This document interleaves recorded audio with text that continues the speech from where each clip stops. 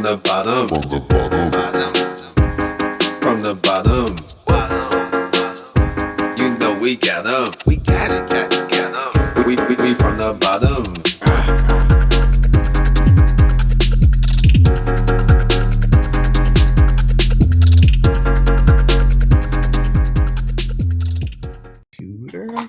Okay.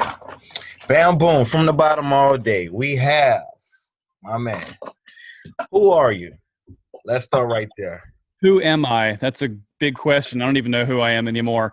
My name is Mike Peacock, and I am the host of Misery Point Radio, based out of the lovely Pacific Northwest, as are you guys. I'm in Kitsap County, Port Orchard, about an hour away from Tacoma and about an hour away from Seattle, depending on which way you're going. Okay, you right. Oh, yeah, you close. Oh, man, that's cool, man. It's a pleasure to have you on, man. Like I said, man, we familiar with you. You familiar with us, man. When it comes to podcasting, what made you start? Oh, man, this is a question I get asked a lot, and every time I answer it, I feel like I reveal a little bit more about myself, but I guess at the end of the day, I kind of look at it like, for me, it was kind of part self-therapy, right? And part wanting to really try some new things and break out of a creative rut. I played music for a living for several years. When I say a living, I mean like a top ramen mac and cheese living, not like a Ben, Perignon living. But so I was playing music, and then I got out of it for a very long time, and I was focusing on my career as a chef, and got married, and my wife and I wanted to get out of the business. And just over the course of years, your life just gets so busy, and I kind of felt like there wasn't that creative side of things that I had once had, and as a creative person, I mean, I'm sure you feel that too. Oh, you get into a rut, and it can be really depressing. It can get really, your brain will start going off in all different directions when you don't have that outlet.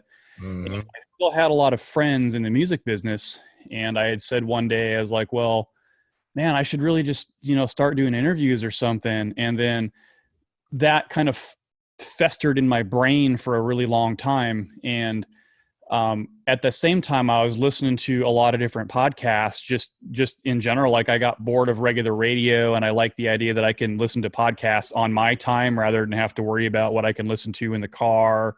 Yeah. Like that. I was listening to like a lot of, I was listening to Adam Carolla and like Joe Rogan and just a lot of random people. And I like the idea of like, these guys are getting paid to bitch about all the stuff they hate in the world. And I was like, I could do that. Yeah.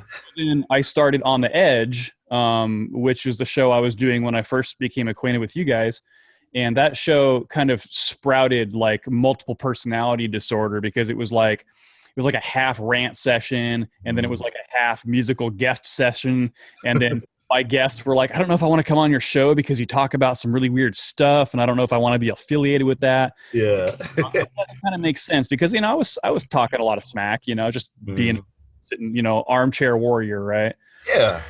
And then it was like, well, and by the way, that was the process, took about a year to get to that point. And then, so I started thinking, well, I really want to get back to focusing on the music. So I kind of said, I'll start a second show, which is where Misery Point Radio came in. It was just artist spotlight, all about the music, or also like I had filmmakers, directors, actors, writers, comic book artists, all kinds of people come on, just pop culture and stuff in general.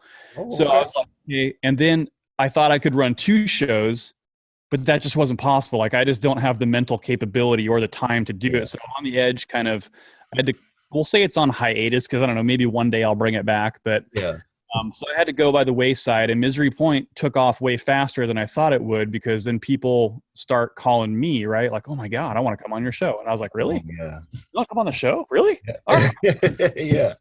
I had a lot of friends in the business too, and I just thought I was going to do it to promote them and promote the bands and promote the art. So the very long answer to your question was, it was just like, I needed something to do. And over the course of a few years, one show turned into two shows, as I was really kind of deciding what format I was the most comfortable with. And so here we are, I think now going on 3-4 years of doing podcasting, and we're evolving the show into I'm in the process of converting it to a full radio station. I got my internet call signs. I'm super excited about that. Yeah. Full radios. MT, Misery Point Radio. That's what it's called.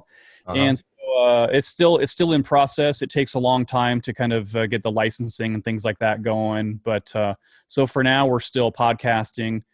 But yeah, it's at this point, it's all about featuring the artists and the spotlight. And I guess I'd still say I'm learning, the format as I go, though. What kind of artists I talk to and how much time I can dedicate to it, and still live a quote unquote regular person life, whatever the heck that means anymore. Oh man, I get you. So what? You know what? Give me a quick second, okay? I'm about to pause it right quick. We're gonna pause for station identification. There you go. Sorry about that. Give me 2 seconds. Dude. So yeah, my question was, so you played music like an instrument, or you do music? Well, I guess it's kind of both, right? So from the time I was in junior high school, I was learning to play guitar. So I did that for a while. And I decided that, probably about the time I was in 8th or 9th grade, that I wanted to pursue that more than just a hobby. Because, when I was in elementary school, I took band, I played saxophone. I was into, all that kind of cool. I like the jazz kind of stuff. I love saxophone, Love the sax, yeah. I like the idea of, rock music, picture Bob Seger or something like that, having that kind of element with the kind of a really cool bluesy jazzy sax or a trumpet, and also having like the heavy rock guitars and stuff like that. So I was like, well, I wanted to be a saxophone player, but I wanted to be in a rock band. And then I developed some pretty nasty asthma when I was a kid, and playing the saxophone got to be very difficult for me, just because I couldn't get the wind, right? I couldn't get the breath. Yeah, and that's what you mean. Picked up the guitar, and from there on, it was just I was all in. I was like, hell yeah, dude, I could do this. And so I started playing, and then by the time I got into high school, I'd formed some bands with some friends, and I hit that pretty heavy for several years. And then but I was playing like really just extreme like death and thrash metal and stuff like that. And in our area back then, I mean, I was a teenager. This is before really the internet was a thing, and because I'm friggin' old. And so it was really tough, to get shows, and we would get put with bands that were completely different genres, which I'm all about mixing the genres. But sometimes the reality is your crowd don't like that crowd, and vice versa. I was playing metal, and I was playing on, country music night, and it was just rough going at some clubs. So so long story short, down the road, that project or those projects ended, and then I moved into kind of more like when the Seattle sound started getting popular, like the Soundgarden, the Nirvanas, the Mudhoney's, and kind of all that stuff got popular. I found myself in a band that was kind of playing that kind of music, and we did all right for a while. So I was playing guitar and I was singing, and then I was also doing like some solo acoustic artist stuff, just me and the guitar. Hopping around, hitting every bar, every coffee shop, go down to the Pike Place Market, hang out there because the acoustics down there are friggin' awesome. And getting up into Tacoma, like Gasworks Park area, stuff like that, Point Defiance, and just grabbing the guitar and playing wherever I could. Dude, I was spamming people, man. I mean, like I'd see a dude standing like with his family, like somewhere over there, like trying to enjoy some family time, and I'd be like, I bet I can get those guys to listen to me. so I take my guitar and I go over there and bother the hell out of them, and they'd leave, and I'd be like, all right, thanks for coming. As if they were. That's funny. But yeah, no, it was cool. I was fortunate enough to be able to play and get paid to play for a while. And, but I had a family too, and I just can't feed, the wife and the kids, top ramen and mac and cheese and stuff like every day. Right. Every day. Yeah. I still eat that stuff just for nostalgia's sake, once in a while, I'll break out the bag of ramen, get it in. Like you made it from scratch. Let me throw some stuff in there and call it good. Yeah. So I got out of it though, ultimately. And that's what kind of, but I still play, I still, I don't know if you can see it, but I got my guitars and stuff there in the background, but Zoom video is probably not the best. But Nah, man, yeah.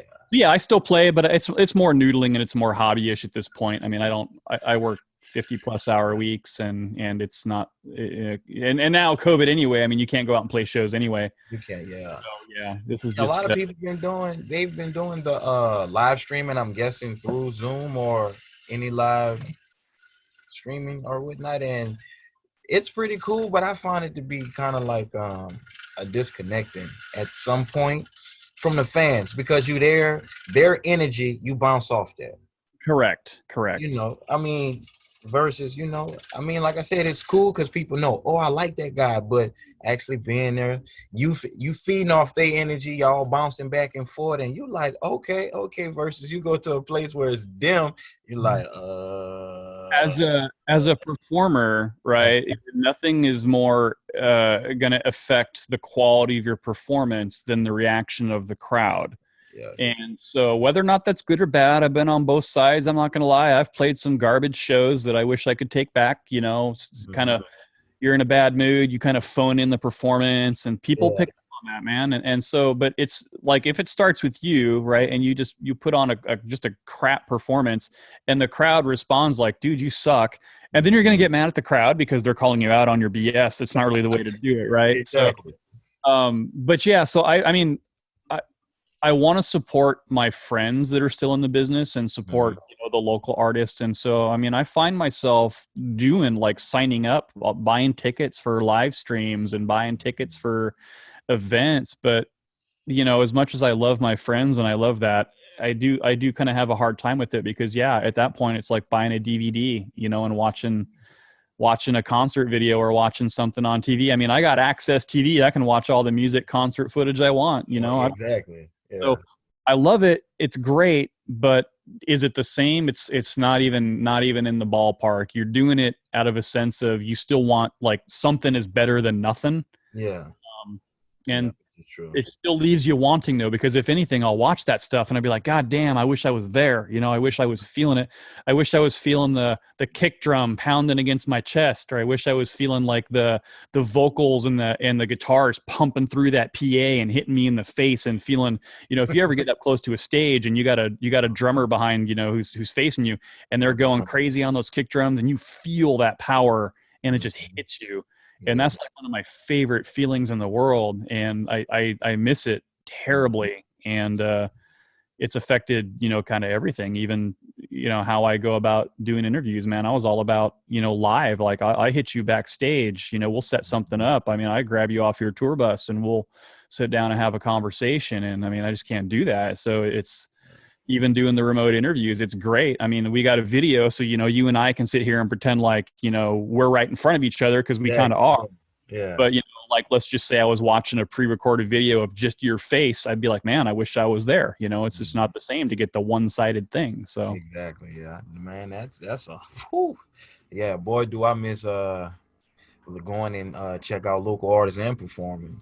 I mean, the last performance was 2019 at Columbia City, I believe, on Rainier. And I mean, the crowd wasn't how I would want it to be, but just to have those people there and the people that I had with me, because my wife comes in, I mean, she be loud. I'll be like, baby, be loud. Even when I suck, be loud. That's my baby. I want you to do it. So, I just missed that. Just seeing people's reaction. Like, I seen one guy, I was performing. No, I take that back. I performed at the Bida Tacoma. Oh, nice. Yeah, I did it over there, and there was a guy in a stroller.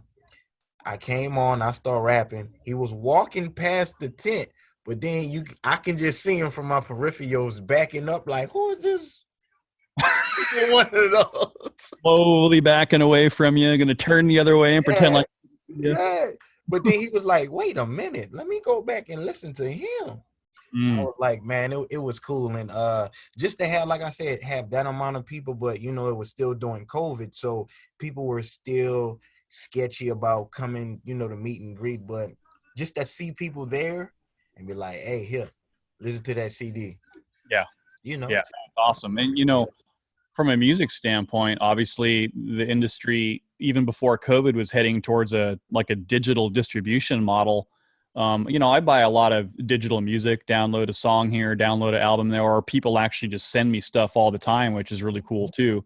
Okay. But I still have that Jones, like I got to get that CD in my hand, or I got to get that vinyl in my hand. I want to put it in the machine and friggin' push buttons and, make clicky sounds and make stuff come out of my speakers. And so I just really love the physical media. And I guess that's probably one of the biggest things that we've learned even in this time is, physical media is even just hard to come by anymore. So I'm kind of that guy. I'm like, man, everything's so electronic now. Everything's so plugged in. Yeah. You can escape it. I kind of always think like Big Brother is watching you, right? Every time you turn around, I'm talking to you, and like all of a sudden, I guarantee you something's going to pop up on my phone about something that we talked about, right? Yep. We talked about, I don't know, Fruit Loops or something, and all of a sudden there's an ad for Fruit Loops on my phone, or we talked about some band, and all of a sudden that band shows up as an advertisement, and the whole digital age. I'm scared of it. I've accepted it. It is what it is, but I'm still getting used to it. Yeah, we all. I'm trying. It's pretty freaky. It's one pretty freaky thing, but one thing I would say, I remember CDs. My mom's in them. They wasn't big into having the big records. That's one thing I wish I would have had, my hands on, just to listen to it, because even on the movies, when they put on a record, they'll take it out like it's a piece of gold, and then they'll lay it down, then and then you just, it'd be a soft sound. Say, hey, Mr. Mike. Hey, what's going on? Oh, down she goes. Say, I'm good. Yeah, it's true though. That whole idea of, being careful with it and kind of handling it properly and giving it its respect for what it is. Mm-hmm. My dad had a huge vinyl collection when I was a kid, and all kinds of stuff, like singer-songwriter stuff, like folk rock, stuff going back to the 50s and 60s, lots of rock and roll stuff. There was, just kind of all kinds of really cool things that I would have never listened to on my own, but he had just a super badass stereo setup, with the turntable and then, the cassette. And they also had a reel-to-reel setup, which I absolutely loved. Dudes, like 2-inch Apex tape kind of stuff, which was really cool. So I listened to lots of vinyl, lots of reel, lots of old cool analog stuff, the Marantz receivers and all that stuff that was considered hi-fi back then, and that really warm sound, and that was always playing. When I was a kid, we always had the music, and my mom was a musician, and she went to college and she got a degree in music, and she got to submit some demos to like Crystal Gale and some of the old folk singers, and some of the old she said she submitted stuff to all kinds of musicians in all kinds of genres. She was big into like country, and she was big into folk, and she was big into soul. And so my mom just always thought she was going to be a singer, and it never materialized. But as I was a kid, she was always just singing songs around the house. And my dad, no musical ability whatsoever. That wasn't his shtick, but he always had the records in the tapes around. So for me, I guess that's part of it.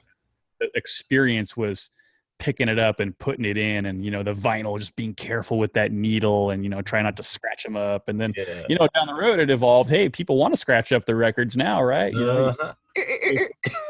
Yeah, absolutely. I went and saw a bunch of DJs play when I was a kid, and I was just mesmerized by it. And I was fortunate enough, one day on the Seattle ferry, check this out, I met Sir Mix-a-Lot on the ferry. And I was like, nah, that can't be Sir Mix-a-Lot. He's just by himself, just hanging out. He was probably just going to some random place. And so I walked up to him, and he's looking at me, and I don't know, he didn't seem fazed by it at all. He's just like, hey dude. And I was like, hey, are you Sir Mix-a-Lot? And he's like, yeah. Talked to me for about 5 minutes, and then crazy story, years down the road, I ran into him again at a friend's house Yeah. because he was friends with my friend's sister. I don't know what kind of friends they were, but Uh-huh. and he remembered me. It was crazy. Yeah. He remembered So, you? but yeah, yeah. And I was a kid. I mean, I was shit. I don't know, like maybe 13 or something. It was many moons ago. Yeah. But I got Yeah. I never got a chance to see him live. But I mean, he's from here, so, or at least he's been here.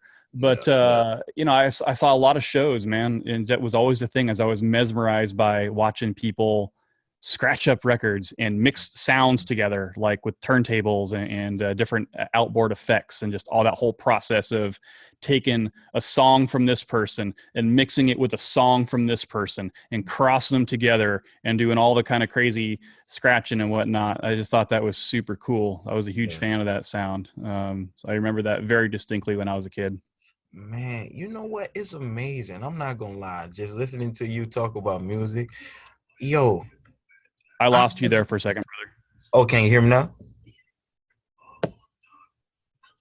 Hello? Are you there? You there, Mike? Hello? Oh, no, you're back.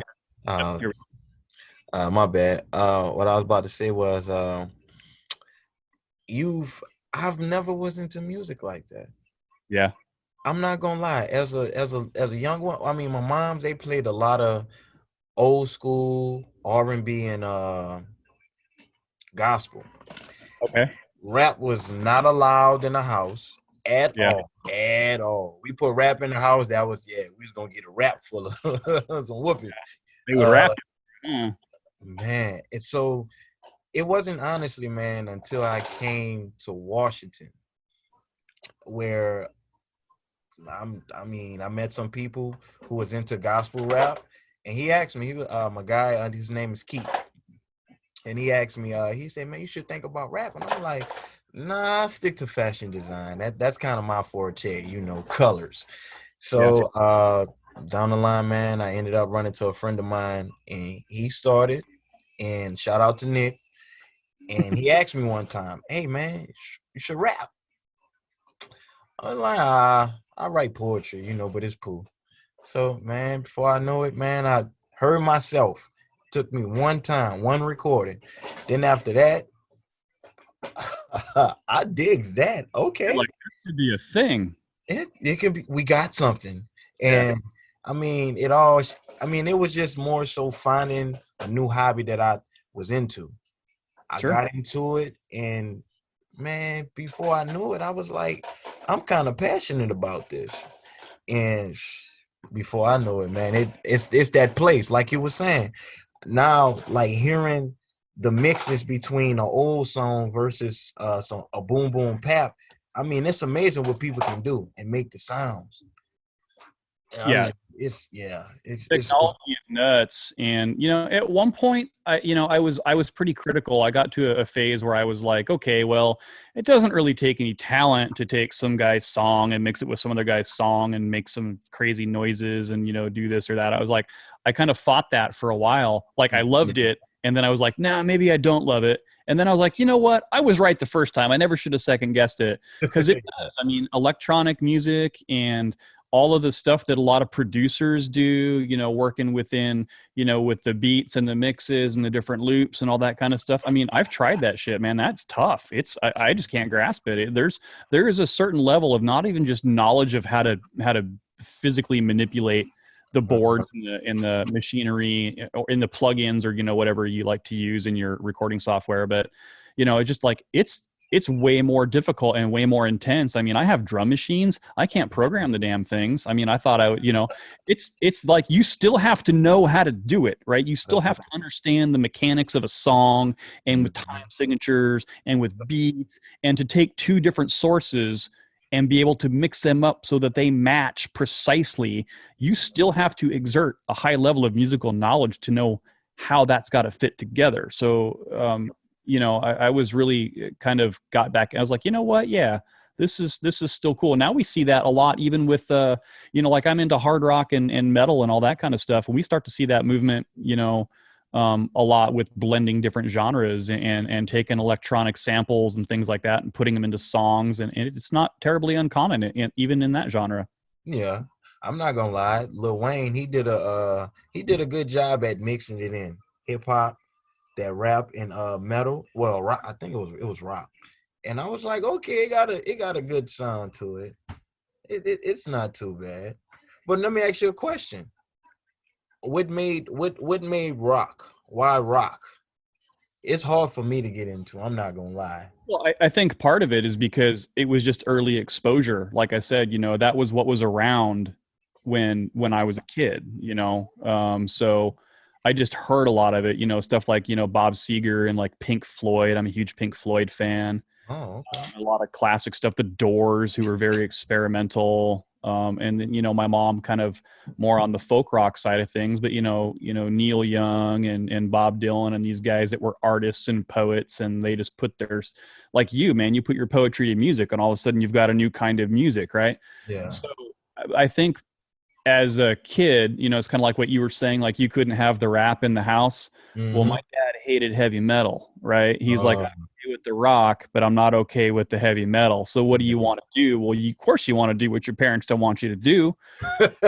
You start, I had an older friend who was into all this stuff that, my parents were like, oh, that's evil, that's satanic, that's terrible, you can't have that, So I'm like, well, shit, now I got to have it. So I know, right? Go against the grain. So, but there's just something about it, and like I said, I was kind of wanting to be a musician at that point too. So there was just a feeling about certain songs that I felt a connection to, and that it kind of moved me in a sense, and again, I was exposed to a lot of different kinds of music. That's just ultimately what ended up sticking, and even to this day. As somebody that listens to a lot of different kinds of music, but my preference is always going to be in those genres where it's heavy and you can feel it, and it's just dark and just nasty. Yeah. And then I really like the songs that start out dark and nasty, but then take like a really cool clean break or something and kind of mix it up a little bit. So you're like, you're in this zone, you're like, yeah. And then all of a sudden it gets all pretty and soft. You're like, what the hell's going on? What is There's a it? bunny in the room. And then all of a sudden, then they bring you, tear you back out of it. You're like, oh man, I was just getting used to that. So I'm a big fan of dynamic within music. So, the fast to the slow, and then the hard to the soft, and yeah, I love, because I feel it. Like it's not just I listen to it to fill time. I mean, it's part of who I am. I like all kinds of music that puts you in a zone. Whatever background you come from, I think music is kind of a universal language once you learn to appreciate it. So yeah, that's kind of how I got into all that. Okay, dang, man, that's crazy. Because I'm not gonna lie, there's always certain songs in every genre. Hold on, give me 2 seconds, because the little one, there must be some important.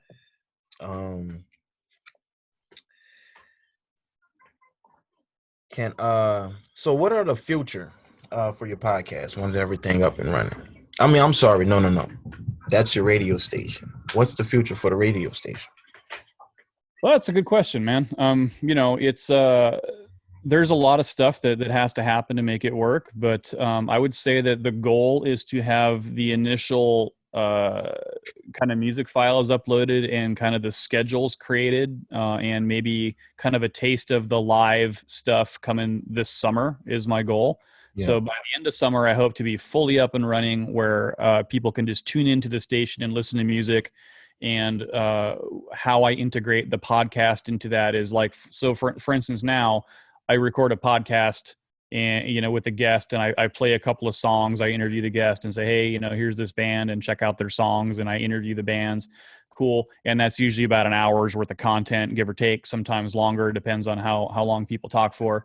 Yeah. And I want to have a full music station, right? So how it'll work is, let's say I do like Monday, for instance, I do a 3-hour show, and then so I play an hour of music, and I say, okay, boom, coming up next, we got the interview with random awesome artists that I love, and then I play the pre-recorded interview in that time slot, and then we take it back out. Okay, cool, thanks for tuning in to the interview. Now check out the rest of these songs and close out the show, and then give people the option: do you want to listen live?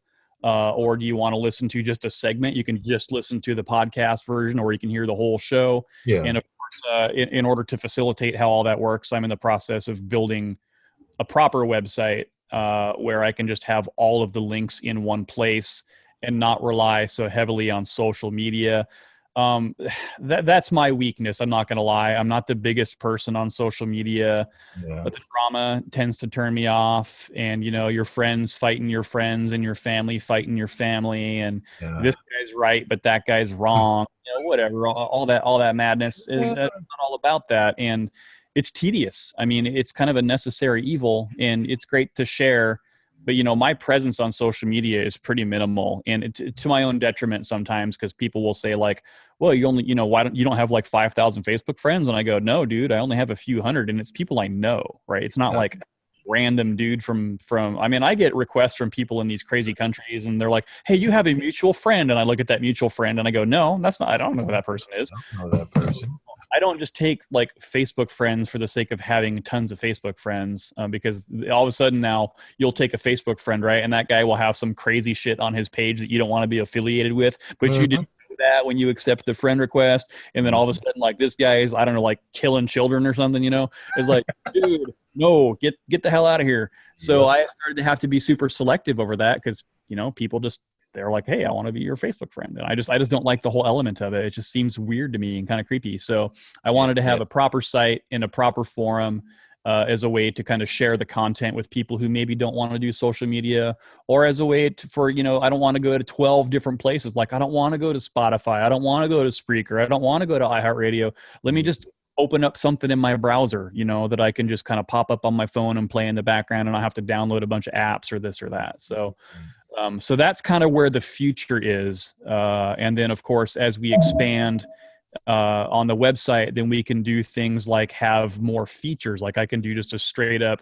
boom, here's a page for a local artist spotlight this week. Here's a page where I can do band and album reviews. Here's a page where I can do, promoting, some video stuff. Here's where I have a page of just live content that I've accumulated.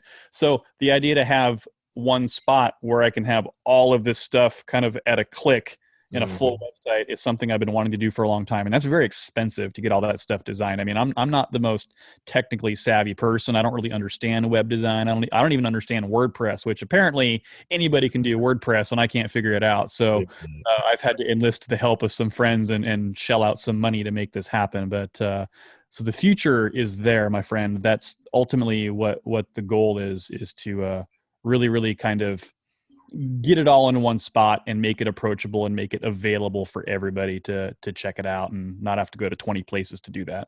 Yeah, that's real. Yeah, I mean, that's real convenient. So will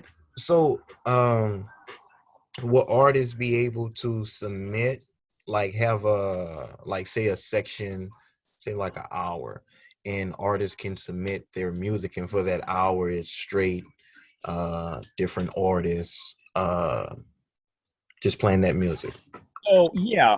Ultimately, when I have the radio show up to a point where it's like, you'll have a Monday, Tuesday, Wednesday, Thursday, Friday kind of a format. So hey, Friday between 3:00 and 6:00, here's this kind of stuff, right? Here's a local artist, everything local artist right here, and then maybe I've toyed with the idea of I call it Whatever Wednesday, right? Where a Wednesday from this time to this time, it's not going to be just rock. It's not going to be just metal. Maybe it's this, maybe it's that, maybe it's just random stuff from around the world. So we'll do that. But as it stands now, people always send me music. And sometimes if I do interviews with people who aren't really musicians, so like, let's say I interview like an actor or a writer or something like that, and I still like to say, hey, ultimately my show is geared towards music, even though I have other kinds of guests on sometimes. So in those cases, it's good to have songs that I can play when I take a quick break and say, hey, we're going to listen to a song, and then I have songs ready to go. So that's really cool. So people always submit that stuff to me. But ultimately, yeah, the goal is going to be to have artist spotlights and then, blocks of music from, either a certain type of a music, or maybe a block of music from an artist, or maybe a block of music from, just whatever random stuff. But it would be cool to be able to theme it so people kind of know what to expect Right now, people expect out of me pretty much rock and metal, and I get submissions all the time from other acts, and I'm like, "Hey, dude, your stuff is awesome." But if I play your stuff in the middle of a block of like death metal music, your audience, your own friends are going to be like, "Dude, what the hell are you doing talking to that guy? He's crazy. Why are you Yeah. on that?" Right? So I'd like to have a forum be like, I can maybe one day I focus on some rock, and one day I focus on some metal, and one day I focus on some hip hop or some crossover. I'm a big fan of the old school crossovers. You mentioned, Lil Wayne doing some stuff. I was a big fan of like, Run DMC doing the crossovers like with Aerosmith and stuff. And, Biohazard with Onyx was a really cool thing that was popular. I love that. Anthrax. Those guys just were piles of craziness back in the day. I love all the really old crossover stuff. So I'm a huge fan of all things crossover, especially when you get two different artists collaborating and their styles are not even the same, and they kind of bring that. So I'd like to kind of have, I've thought about this for a long time, is having a segment of all crossover. Of all different kinds of genres. I think that would be super cool because you just don't really get that like as a feature. You might get one played in the middle of a set list somewhere or a playlist. You don't know what's coming up. You just happen to come across, oh, hey, cool, check this out. This is on right now. I'd like to be able to say, dude, tune in this time for some epic crossover. So that's kind of, again, I was kind of spouting off a bunch of crap at you, but that's all in my head. And that's kind of how it works, is it just starts out as an idea and you flesh it out. And so I think that stuff is all possible and it's all on the horizon. Yeah. But I'm just one dude. Hey, nah, man. Hey, it's all possible. Hey, I can't wait to tune in. You heard me? Because I'll be on that list. Local artist spotlight right there, right? So, man, yeah. I think one of the things that I've really liked about like what you do, you and Cal, is you guys, your show has morphed, right? So back in the day, it was just kind of like two dudes chatting about random life stuff. And then you guys focused on like, hey, let's get some family stuff going on. Let's talk about some cool stuff. Let's talk about some positive stuff. And now you're in From the Bottom 2.0. Yeah. And now you're interviewing people. You're talking to people who are out doing things. And so I've really enjoyed kind of the progression of what you guys have done. And so, yeah, I mean, in and of itself, I mean, you guys are artists in your own right. I just think that's super cool. Man, well, we appreciate you, man. We appreciate you from being with us from the get-go. I'm not gonna lie, it's been fun though. The evolution, the because I tuned in, it was one episode. And I tuned in and I laughed so hard. I'm like, I heard this episode before, but it's funny. And then to find my oldest, he's 14. I walked in the room, it was like at 2 a.m. because I heard something. I walked in on him sleeping, but he was listening to the podcast. I'm like, yeah. So it's, just that evolution part. And it's cool. I'm not gonna lie. Cal has, man, 100% of the just the things that go on, the new ideas. I'm not gonna lie. The brother, shout out to Cal. He's very inventive. I'm not gonna lie. And he's the type, he'll call me, hey, let me ask you a question. Type of deal. He always has that question, always interested. And I'm like, that's what's up. Yeah. That's awesome. So you're more than friends, right? I mean, there's some kind of a family connection or a partnership or just something that goes back a long way. So it's more than just a dude that I mean, you guys have been tight for who knows how long. Yeah, since 2006. That's a long time, yeah.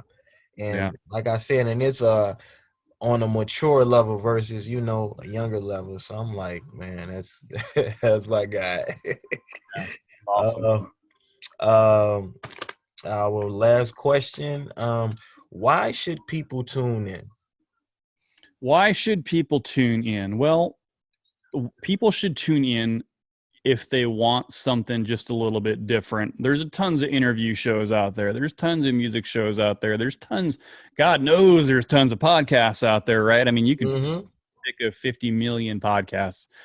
What I think the feedback I get about Misery Point Radio and about the way that I approach interviews and about the way that I approach just supporting artists is just because that it's a natural show. It's an organic show. It's an independent show, and we have fun. And we don't censor ourselves. We let it all fly.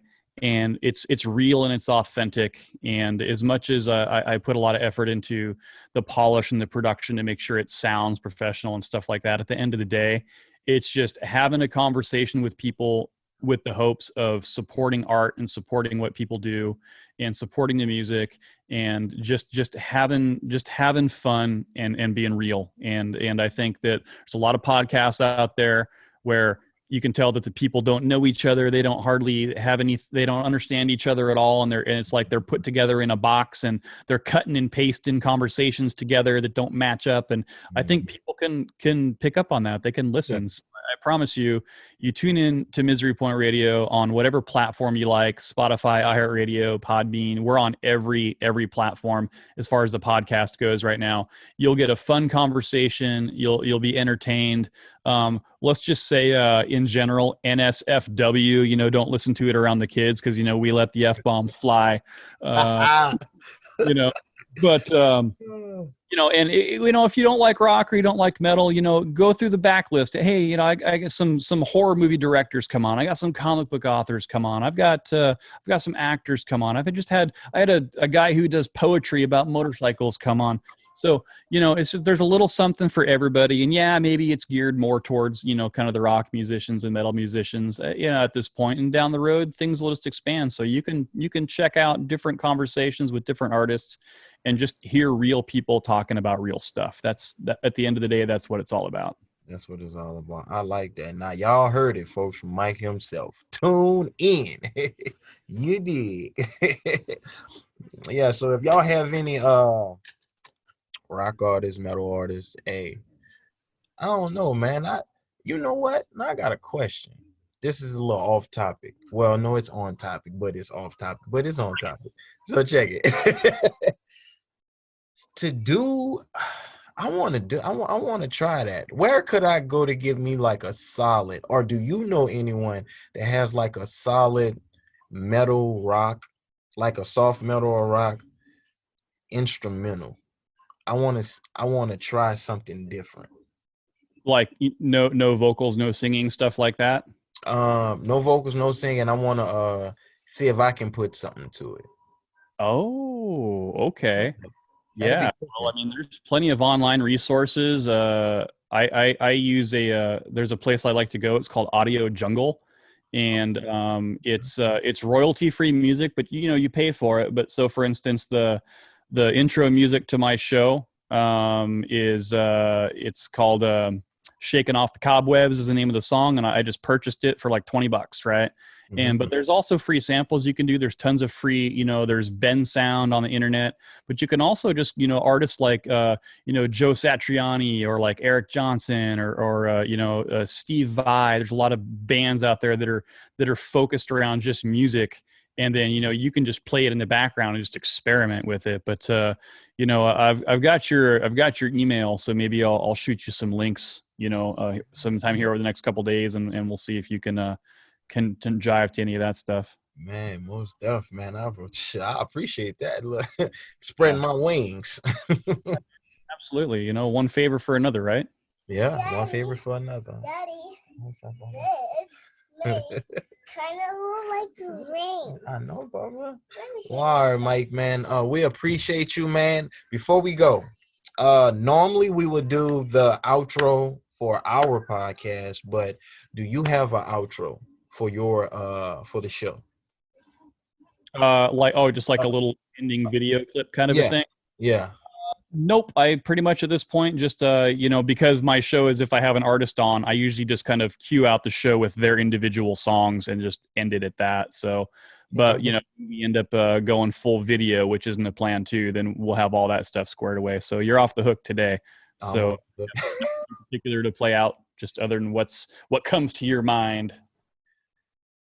Okay, what comes to my mind? Okay. I'll do ours.